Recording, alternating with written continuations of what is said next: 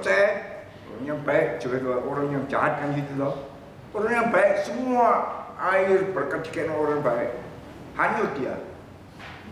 Matahari, karena Yesusnya katakan sana ikut katakan gitu loh. Berikan orang-orang yang baik kepada orang-orang yang gak baik juga dia berikan. Bukan mau boleh ini matahari cuma orang baik, kering dia. Ngerti ini ya? Kebaikan Tuhan semua orang. Kita diwajibkan sebagai anak Tuhan yang telah menerima Tuhan, berkat Tuhan, karunia Tuhan, harus membagi karunia kepada setiap orang. Dikatakan kabar Injil kabar supaya apa? Supaya mereka menerima karunia Tuhan, berkat Tuhan. Ini anak berkat, membawa berkat Tuhan. Memang diselamatkan. Kalau Tuhan memang pilih dia, juga dia diselamatkan. Dapat double blessing, diselamatkan dan diberkati oleh Tuhan. Inilah anugerah Tuhan, berita yang paling penting. Kita berdiri di sini dan balik waktu ini. Oke. Mengasuh sebentar.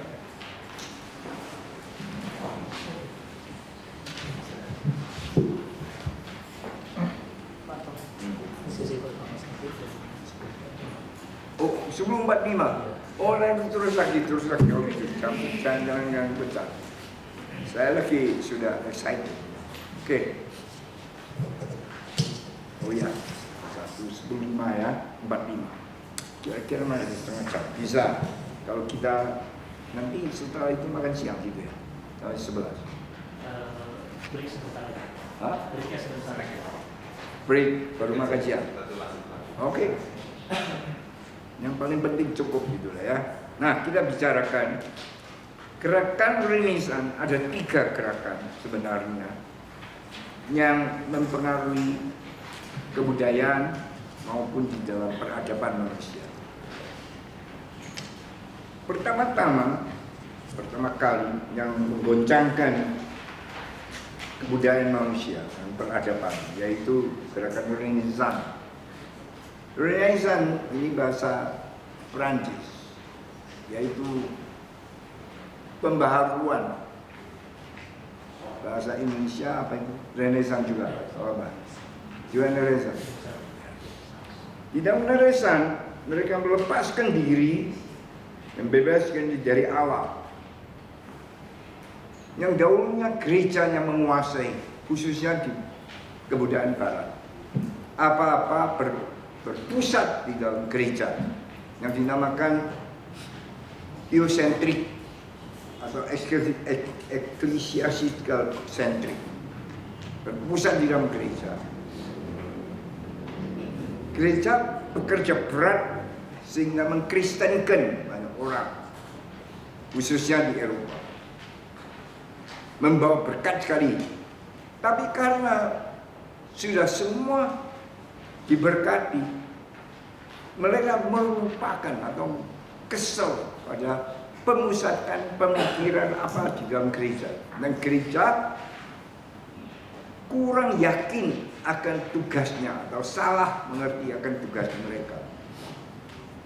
Jadi hanya mengasihi orang-orang Kristen. Nah, terus terang saya banyak di Tiongkok waktu menuju ceramah, saya banyak kawan. Karena saya punya pandangan lain sama orang lain. Ada satu orang, seorang cendekiawan, bicara sama Pak Tong. Pak Tong, kalau orang Kristen pikirannya kayak Pak Tong, kami semua jangan orang Kristen. Tanya kenapa? Jawaban gini loh. Itu loh misionari datangkan benih-benih jagung yang tulen dari Amerika. Hanya diberikan kepada anggota gereja. Kalau bukan anggota gereja tidak boleh. Beli pun tidak boleh, tidak dikek.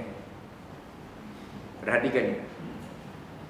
Terus kalau dia cerita ini kesungguhan, kebenaran yang sudah terjadi. Kami ini kerja setengah mati, hasilnya Kami kerja selama hasilnya titik menurut. Kira-kira seperlima hasil benih baik. Tetapi ya, Pak Tong tahu, Allah itu adil. Kami nggak boleh. Hasilnya itu akhirnya sama. Karena Allah itu adil. Orang ateis kok bilang Allah itu adil. Yang Tian Lao Tian Ye, langit itu adil. Terus saya tanya, kamu tahu kenapa? Benihmu gak ada loh yang baik. Mereka baik semua. Hasilnya bisa sama. Kenapa ya kira-kira? Apa Allah campur tangan? Hah? Apa Allah campur tangan? Tangan ini datang dari surga. Tidak loh. Apa? Iya, Allah campur tangan melalui apa? Hah? Melalui angin. Angin tiup, itu benih-benihnya itu dia punya tuh, wah benih itu apa? Pokoknya kembang itu apa itu? Hah? Serbuk kembang itu angin, semua campur. Dia campur kamu punya, kamu campur dia punya, jadi pokok, tidak bisa murni gitu loh. Ya, hasilnya sama ya. Ini jawab mereka itu angin loh. Ya kita tidak bisa menghalangi anginan itu. Ojo, tidak bisa. Kalau mau campur tangan pakai angin, apa? Kan gitu toh. Kalau tahu begitu, terus terang ya, kasihkan mereka loh. Apalagi jual. Kok gak boleh beli? Goblok kayak gitu.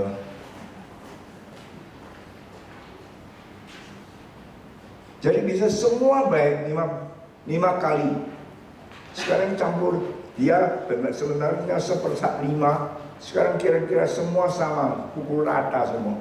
Kalau semua benih baik, semua bisa 5 kali kan gitu toh. Ini cuma dia turun, kita naik. Sama-sama senangnya. Lagi orang Kristen yang iya kamu nuturi baikku. Itu hanya menghendaki supaya kamu bagi. Kalau saja sebelum angin bagi dulu, jadi semua baik, semua kan gitu toh. Itu kelemahan orang Kristen.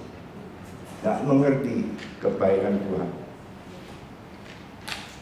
Maka dianggap meninggalkan konsentrasi di dalam Tuhan menjadi konsentrasi di dalam kemanusiaan. Manusia mulai meninggalkan Tuhan.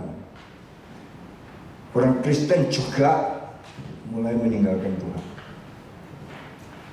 Kalau kamu cuma untuk sendiri, akhirnya tidak memperkembangkan gereja, malah melemahkan gereja.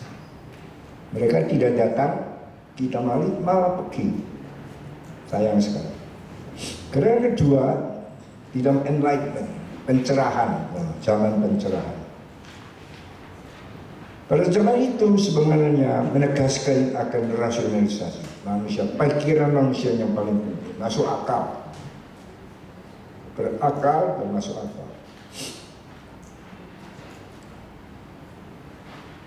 Terus setelah Renaissance, manusia pintar pakai akal, berakal, tapi tidak, sebenarnya bahasa Indonesia sangat indah, berakal budi. Kalau akal tidak ada budinya, ngakal namanya. Mengerti perbedaan berakal dan mengakal? Hah? Mengakal itu artinya apa? Juga berakal. Berakal untuk keuntungan diri sendiri. Jadi mesti mengakali orang, menipu orang. Nah, terus saya sangat kagum dengan Jokowi dan Ahok, sangat kagum. Dulunya semua anak-anak muda Indonesia ada hasrat untuk menjadi tentara. Karena itu jalan satu-satunya untuk ambil kuasa. Jalan satu-satunya untuk cari duit. Ngerti ya?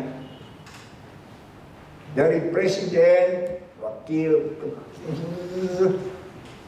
itu tentara semua. Tidak ada orang yang berani ngomong lain. Oh, ini berdiri.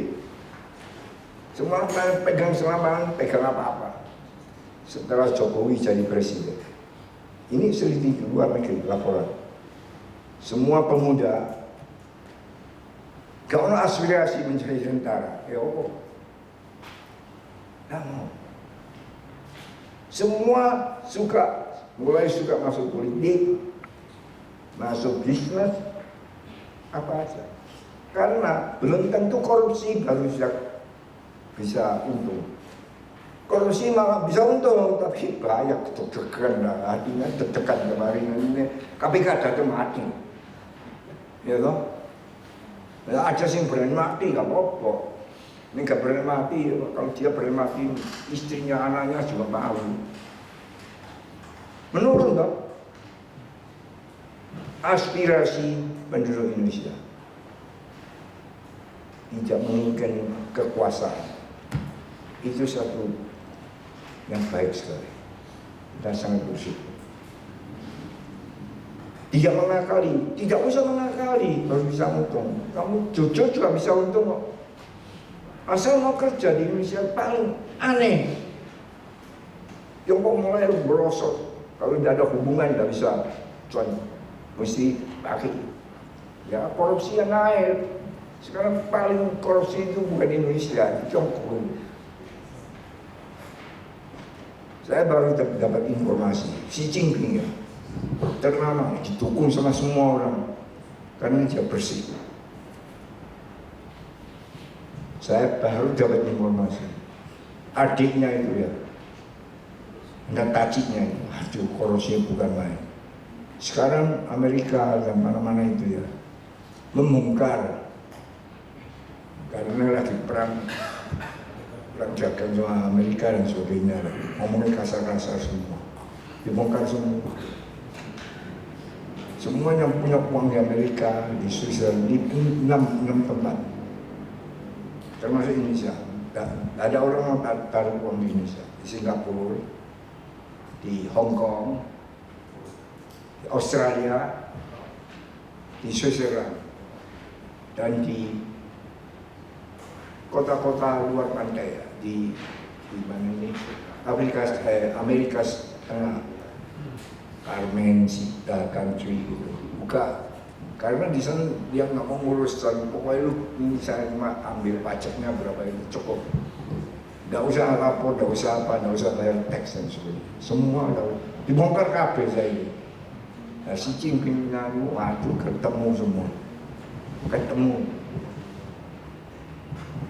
Susah, tapi ya syukur karena bisa terbuka kemanusiaan, bisa tidak dibungkamkan, dikontrol. Lu mau cari uang boleh, nggak apa-apa. Tuhan berkat kamu kaya dan betul. Tapi lu mesti aturan, mesti ingat sama orang-orang miskin dan semuanya. Social responsibility itulah penting. Terakhir. Sayang sekali di dalam keagamaan ini, dalam New Age Movement, gerakan yang sangat mempengaruhi, khususnya setelah keruntukan Rusia, keruntukan Soviet Union, sudah bertahun-tahun tidak ada kebebasan agama. Heran, telah bebas, orang tidak cari Tuhan, cari New Age Movement, kebatinan. Ngerti ya? Kenapa cari kebatinan? Kebatinan yang baik itu meditasi, supaya bisa mendirikan, menegaskan akan moralitas seseorang. Baik ini. Tapi kebacot menjadi apa? Kedukunan. Tahu dukunan? Tapi dukun untuk apa? Ayo. Puasa. Hah? Puasa. Untuk apa puasa? Hah? 2 untuk mempersukar orang atau untuk menguntungkan diri sendiri. Tidak bertanggung jawab kepada Allah. Bertanggung jawab pada dukun. Orang dukun yang main dukun, aku takut juga loh. Ya, kamu saya kalahkan, siapa tahu kamu dapat dukun yang lebih gede. Ya kan? Takut hari lebih susah dan saya kenal orang yang main dukun juga. Takut juga, dia takut nanti setan mau rasuk dia nanti. Ya arah setan maksudnya. Dulu saya masih muda sekali di Kalimantan, bukan di Makassar. Orang-orang yang kaya ya, heran. Keluarganya mesti satu anak satu yang gendeng, nggak karung, nggak bisa sekolah, gendeng. Terus saya selidiki kenapa? Itu trading, tahu trading, jual beli. Soalnya dukun itu sangat jual beli, sangat setan gitu. Tak kayak anakku sini, nanti aku diberkati. Ngerti? Heran sih, orang kaya di Makassar itu gitu.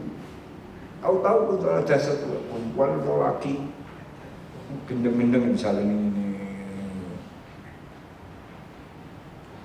nggak bisa mari, dokter pun nggak bisa, dan dia nggak mau anaknya supaya mari nggak mau juga karena nanti kalau dia segar nanti minta ngapain duit, takut malah.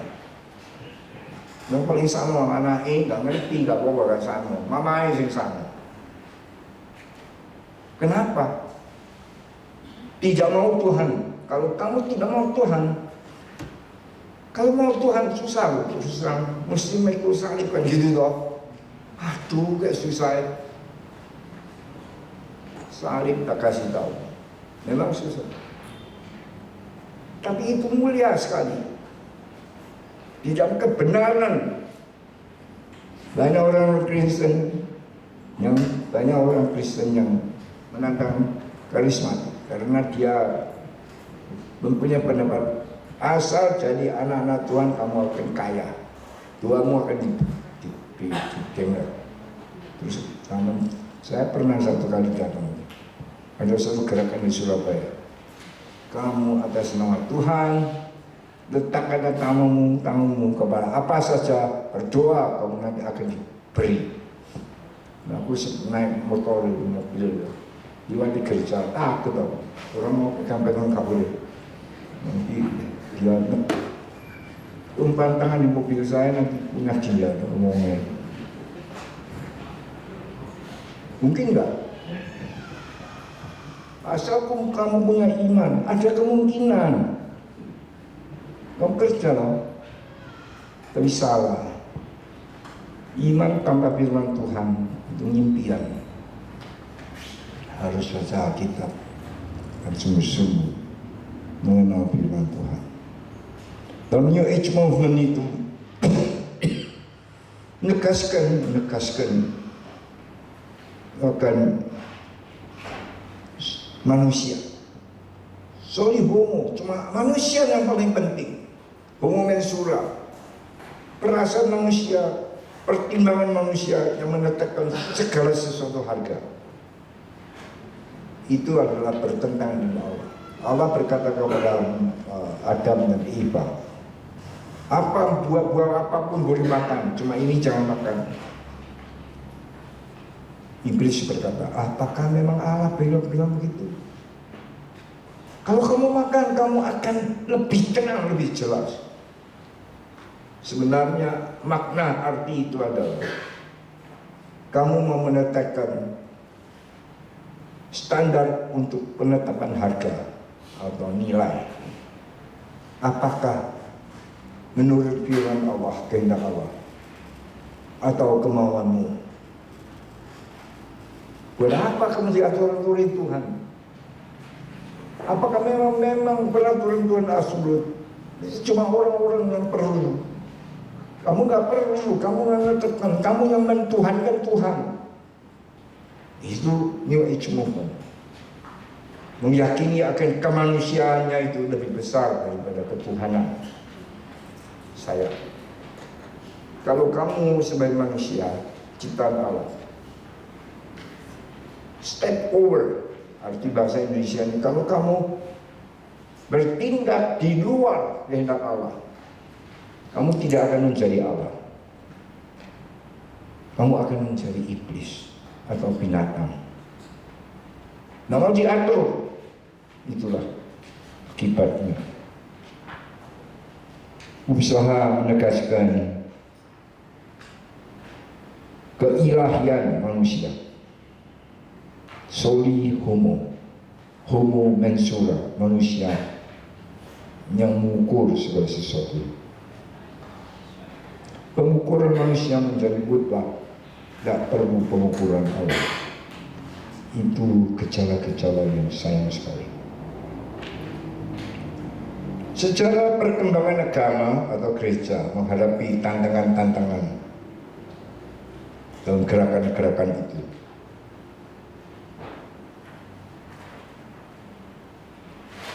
dari berpusat pada Allah pindah menjadi berpusat pada manusia.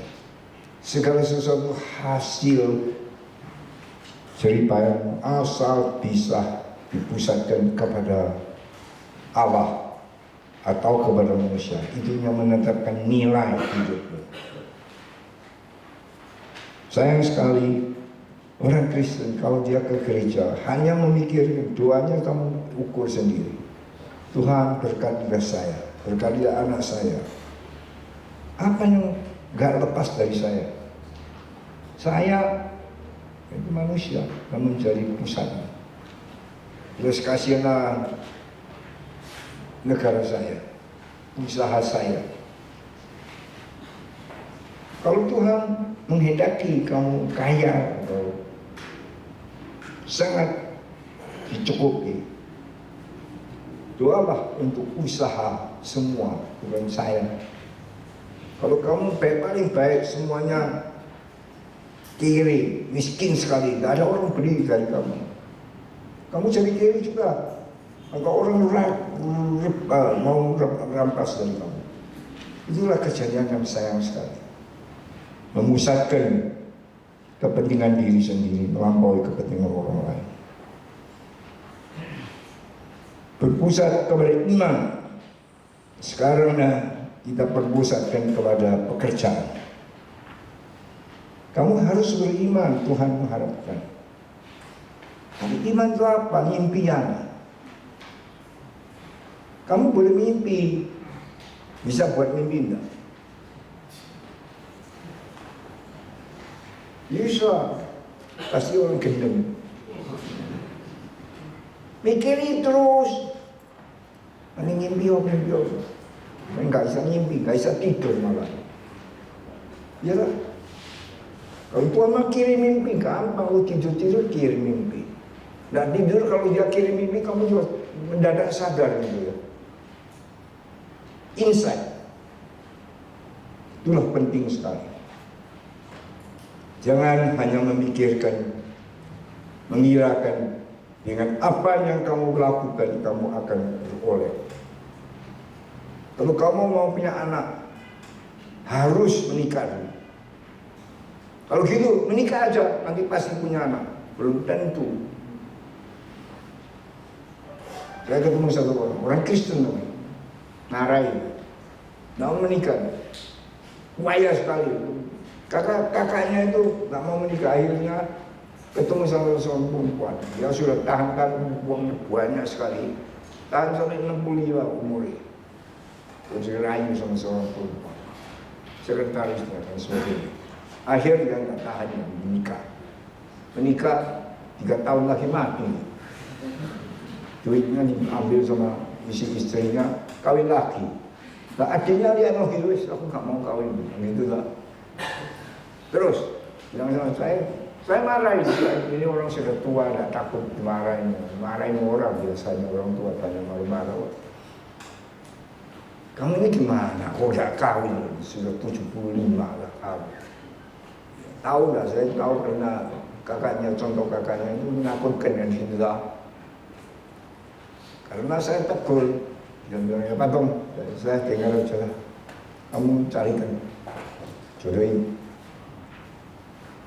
Tak jodohin. Ya 75 tak cari 55 kan masuk akal dulu. Nggak mau dia.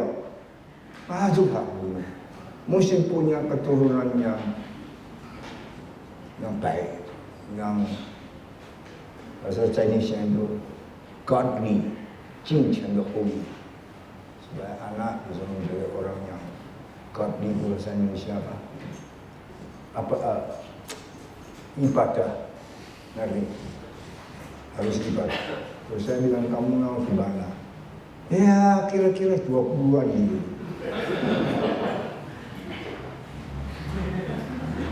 Kairo itu orang.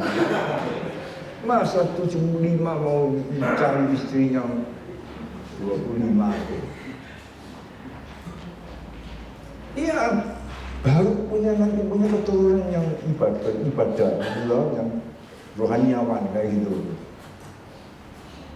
Saya jawab, langsung saya enggak segan-segan. Belum tentu kamu punya keturunan. Usia 75 mau punya keturunan, belum tentu loh. Benar gak? Gak pasti benar, kira-kira 75% benar. Tapi hati-hati kamu. Kalau kamu punya keturunan, belum tentu punya bisa. Ya belum tentu ya. Apa tentu pasti si istrinya lu bisa puas dengan dia? Belum tentu loh. Saya ngomong jujur. Kalau mau menikah, pasang dan sebagainya. Yang paling penting itu kamu turut firman Tuhan. Jangan baik macam-macam pikirannya itu. Mementingkan akan dirimu sendiri. Kamu harus beriman. Iman yang berarti asalnya mengamini apa yang Tuhan katakan. Artinya berdasarkan kebenaran firman Tuhan. Jangan pikiranmu, akal budimu baik supaya bisa gini-gini. Nggak bisa. Kamu tidak berkuasa. Firman Tuhan yang berkuasa. Doa baik-baik, itulah. Selanjutnya, memindah dari berpusat pada akal budi manusia kepada kebatinan, sehingga kamu menjadi mysticism. Ini banyak orang yang cari dukun dan sebagainya. Yang paling sayang dukun Kristen. Kamu tahu dukun Kristen yang bisa dibeli itu semua dukun. Saya ingin mengatakan, pokok kamu punya duit, kamu bisa menyuruhkan setan itu jadi kacungmu. Terus, kalau satu orang, fokusnya gampang, bisa kamu atur-atur, itu setan. Karena duit. Ada pendeta yang aneh-aneh, gak tahu pendeta dari aliran mana, gak tahu, kamu mungkin tahu. Asal kasih duit itu, pasti supaya kamu unghar, supaya kamu lancar, supaya kamu sembuh. Terus terang, saya sakit itu ya. Pernah sekali saya tubruk, hampir mati, tak jadi mati. Ya syukurlah, saya sudah siap-siap mau berangkat, bukan jadi mati. Dan dioperasi 3 jam terus balik, tubruk mobil. Banyak orang yang besok saya, banyak pendeta juga yang saya bilang. Terus salah satu pendeta bilang, Pak Tom, saya doakan. Saya lihat model, tahu model itu. Tak mau saya dijualkan. Loh ya apa tak mau dijualkan? Tanyain, kamu doakan saya apa? Ya pasti doakan supaya kamu cepat-cepat baik. Makanya saya tak mau. Saya sakit tuh, enak-enak ngasuh kok, gak ada yang kacau pun. Saya mau pelan-pelan baik, gak mau cepat-cepat baik. Mati pun kamu buang saya. Terus terang,